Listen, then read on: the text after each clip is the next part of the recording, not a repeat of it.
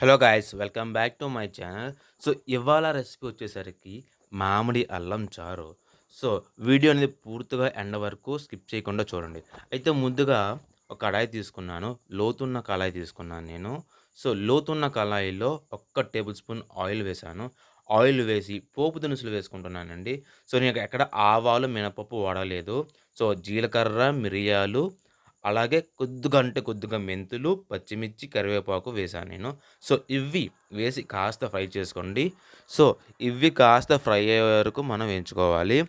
So ఇవి fry అయిన తర్వాత ఒక్క 5-7 వెల్లుల్లి రెబ్బలు తీసుకొని చితకగొట్టి సో కచ్చా పిచ్చాక దంచినట్టు వేసి వేయించుకోవాలి. సో ఇది వేగిన తర్వాత సో ఒక 5-7 పెద్ద సైజు మామిడి అల్లం ముక్కలు తీసుకొని తోలు తీసి నీట్‌గా తరిమి ఇలాగ కచ్చా పిచ్చాక బాగా దంచుకొని సో వేసి ఇది కూడా మనకి వేయించుకోవాలి.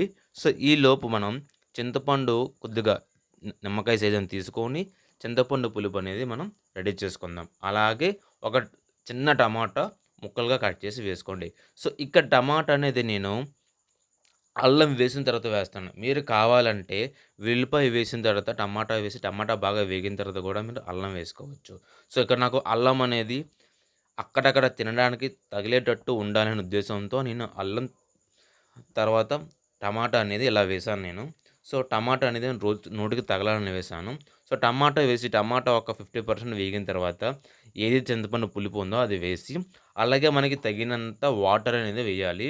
సో మనం చిక్కదనం కాకుండా చారు వేస్తున్నాం కాబట్టి చారు కోసం వాటర్ ఎక్కువ వేసాం. తర్వాత ఒక చిటికెడు పసుపు, హాఫ్ టేబుల్ స్పూన్ మసాలా కారం వేశాను.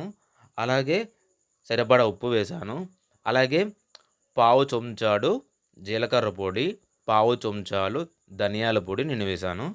సో మీ దగ్గర ఉంటే గరం మసాలా కానీ, రసం పౌడర్ కానీ వేయచ్చు. నేను హాఫ్ టేబుల్ స్పూన్ రసం పౌడర్ వేశాను. సో వేసి కనీసం 15-20 నిమిషాలు తళతళ మరిగితేనే మనకి దీని రుచి వస్తుంది.